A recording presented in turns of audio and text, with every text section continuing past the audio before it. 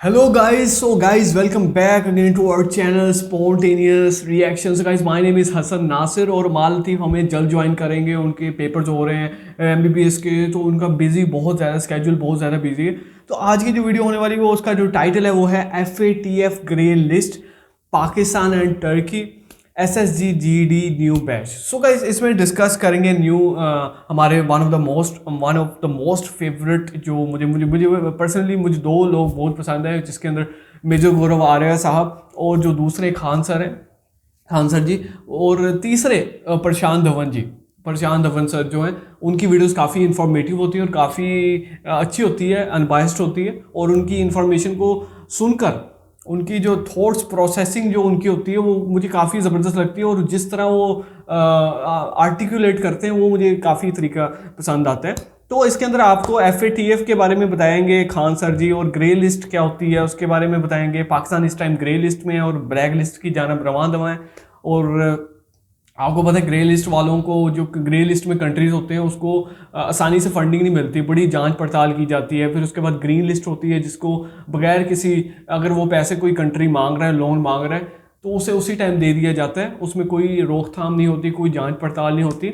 और black list ऐसी country होते हैं जिसको पैसे नहीं दिए जाते, बहुत मुश्किल हो जाती है उस कंट्री को सर्वाइव करने के लिए इकोनॉमिकली।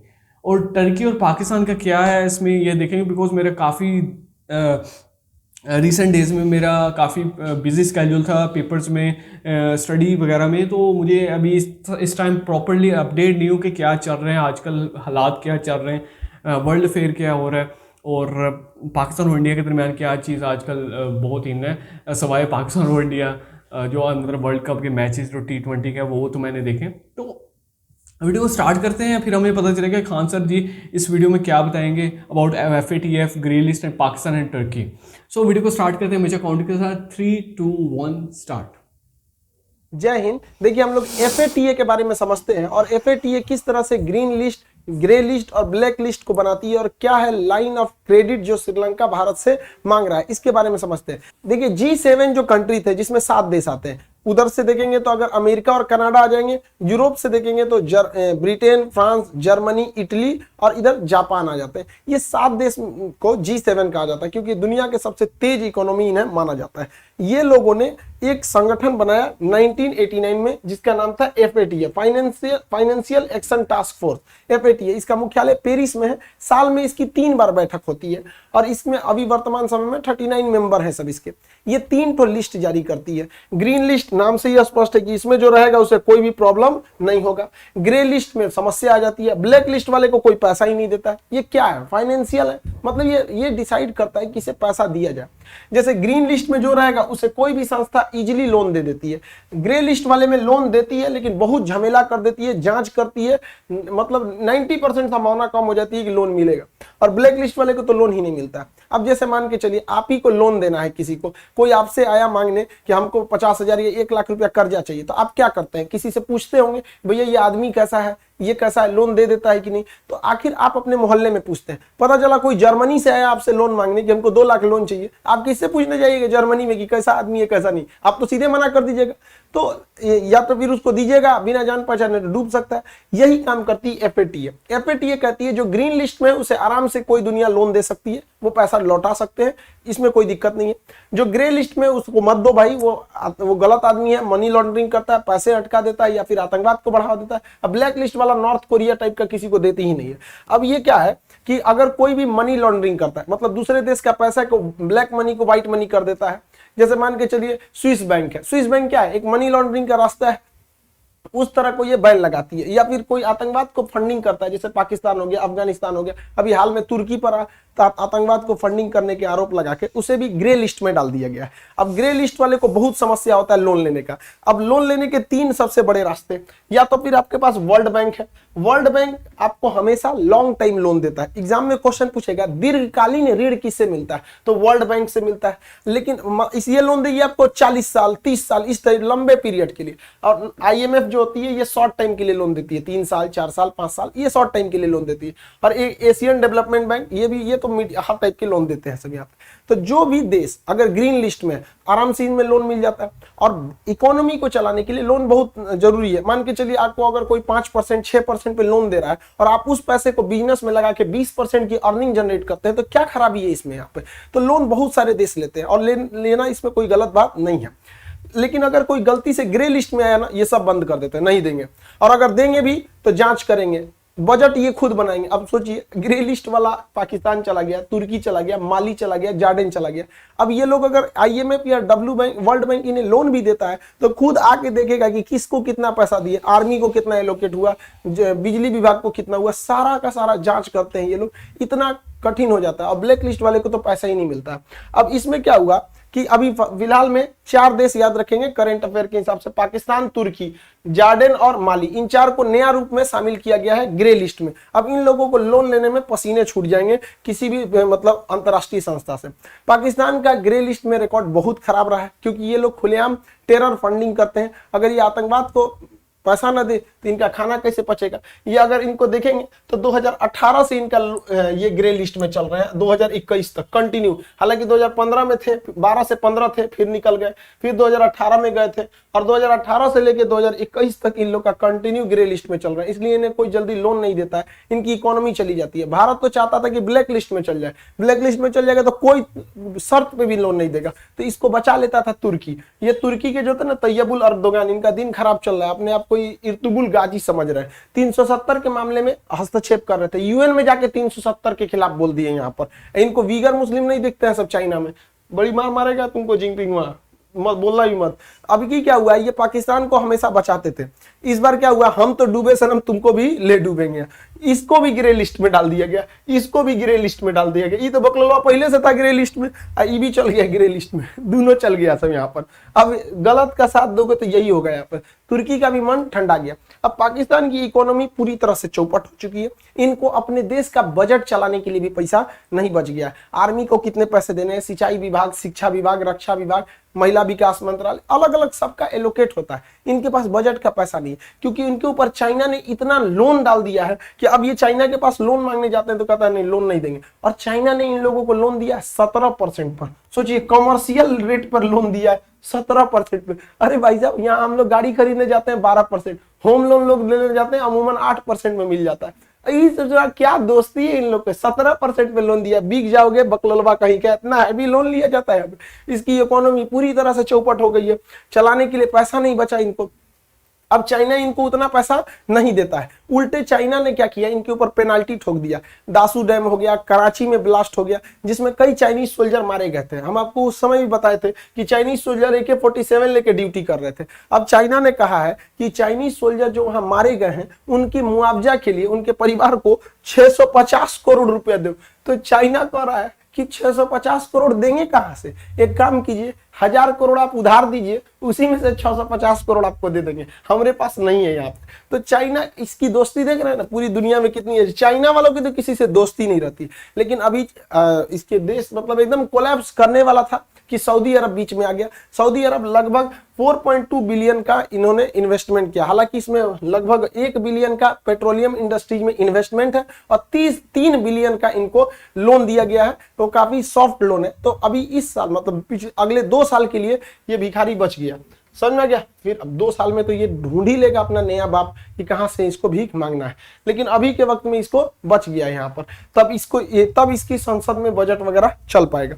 ये लोग कुछ ज्यादा ही उड़ने लगते हैं, औकात से ज्यादा। अभी खुद के देश में पैसा नहीं है इनको, ये लोग अफगानिस्तान में गए और तालिबान वालों से वादा कर दिया कि तुम लोग को 2000 करोड़ रुपए देंगे। तालिबान भी जानता है इनकी औकात। तब पूछा कि देंगे कहां से। सोचिए, तालिबान जैसे आतंकवादियों को भी पता है, जिनको बस AK-47 गोली चलाने आता है, उनको भी पता है ये कहां से देंगे। और इन गधों को देखिए, ये अभी भी फ्रांस के राजदूत को बाहर निकालने की बात कर रहे हैं, जबकि पाकिस्तान में फ्रांस का कोई राजदूत ही नहीं है। और जो भी यहाँ पर ब्लास्फेमी की हुई थी, जो कार्टून बनाया गया था चार्ली हेब्डो में, या भी जो टीचर ने किया था, उसका एक एक्सीडेंट में मौत हो गई है।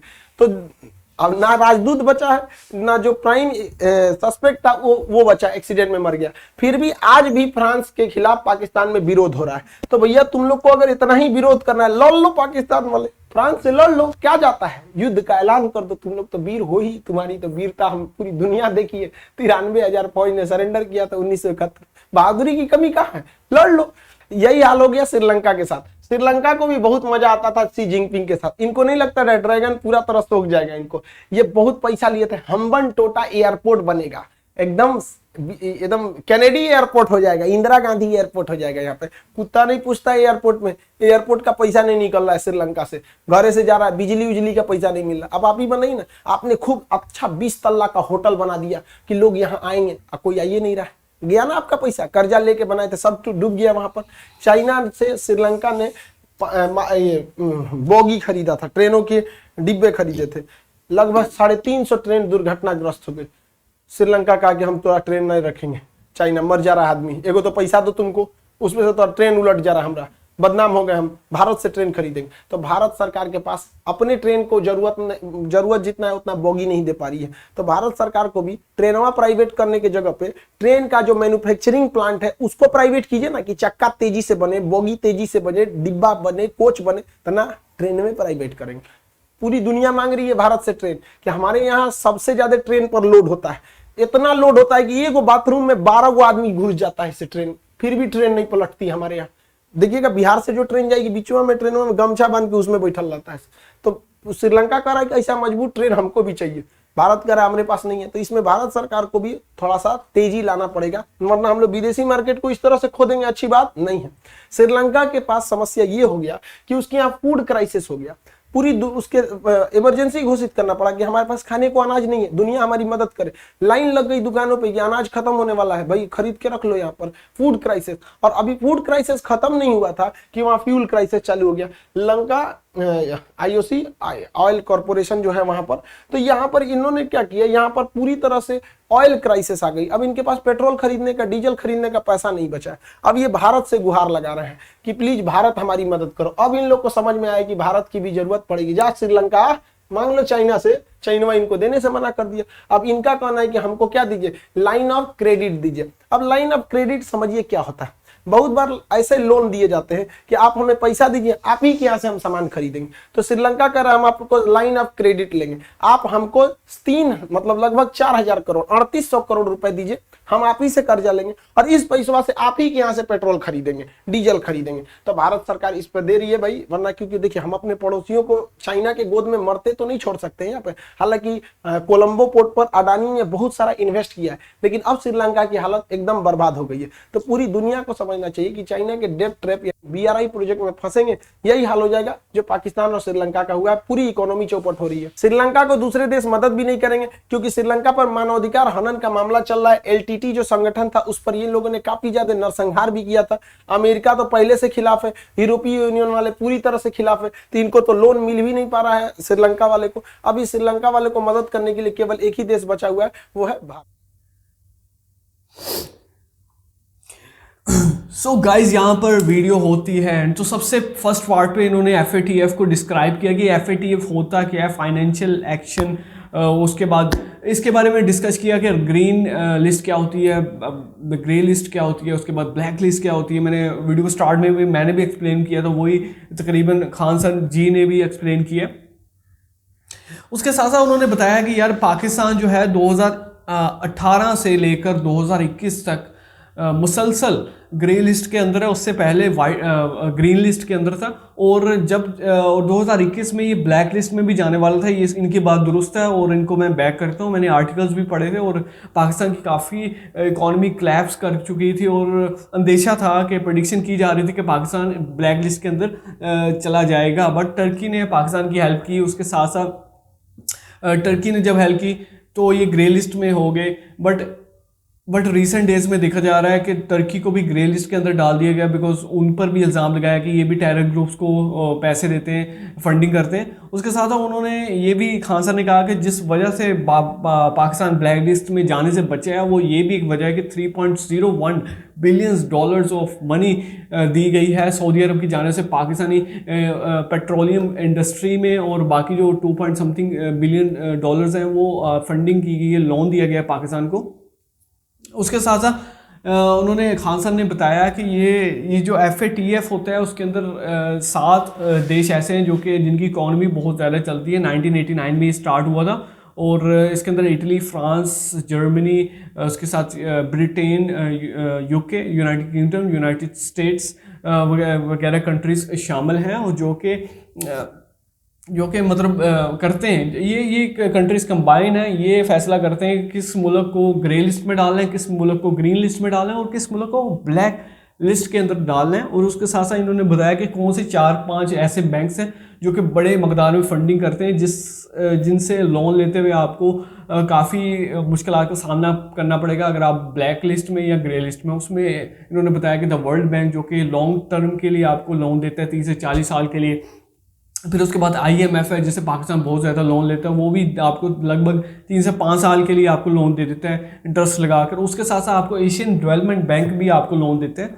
तो इस हवाले से काफ़ी ज़बरदस्त मुझे बहुत ज़्यादा इन्फॉर्मेशन मिली है इस वीडियो के अंदर खान सर की जानिब से। उसके साथ साथ उन्होंने बताया कि चाइना कैसे डेट ट्रैप के अंदर पाकिस्तान को, इस श्रीलंका को फंसा रहा है। पाकिस्तान को CPEC के नाम पर 17% लोन, 17% गाइस, 17% बहुत ज़्यादा लोन होता है, पर 17% लगा कर लोन दिया जा रहा है। उसको कैसे वापस करेंगे? उसके साथ साथ ढासू डैम में जो हमला किया गया, चाइनीज़ जो लेबर थी उन पर हमला किया, उसके बाद वो उनके जो ख़ानदान वाले हैं उन्होंने डिमांड की हमें 600 करोड़ रुपये दिया जाए। तो पाकिस्तान कह रहा है कि हमारे पास 600 करोड़ नहीं है, तो पाकिस्तान ने चाइना से मांग लिया हमें 1000 करोड़ दिया जाए, हम आपको 650 करोड़ दे देंगे और बाकी का अपने पास रख लेंगे। आपके ही पैसे से आपके जो चाइनीज़ लेबर है उनकी फैमिली को दिया जाएगा।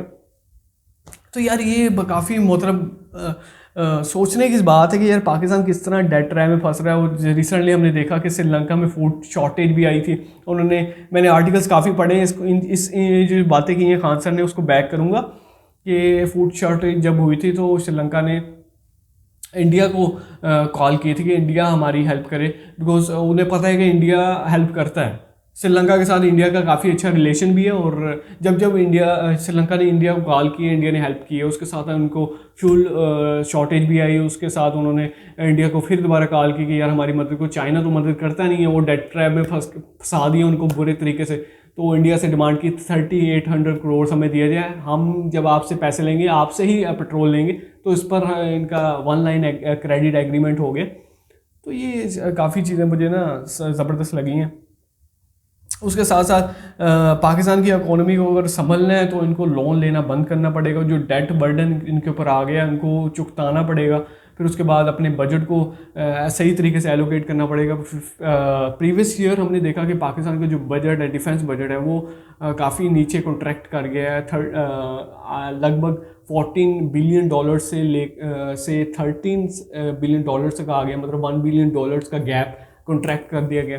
तो काफ़ी चीज़ें हैं जो मैं डिस्कस करना चाहूँगा, बट वीडियो काफ़ी लंबी हो रही है, तो इंशाल्लाह नेक्स्ट कभी किसी वीडियो में हम दोबारा डिस्कस करेंगे। तो ऐसा ऐसा मेरा दिमाग खुल रहा है कि यार इस टाइम क्या सिनेरियो चल रहा है वर्ल्ड अफेयर में, पाकिस्तान का क्या सिनेरियो, इंडिया के साथ रिलेशन कैसे चल रहे हैं और पाकिस्तान का ओवरऑल ग्लोबली कैसे उसका इमेज है। तो इंशाल्लाह आने वाली नेक्स्ट वीडियो में काफ़ी ज़बरदस्त कॉन्वर्सेशन देखने को मिलेगी। और अपना रखिएगा बहुत ज़्यादा ख्याल। नेक्स्ट वीडियो में इंशाल्लाह दोबारा मिलेंगे। Take care guys, bye bye.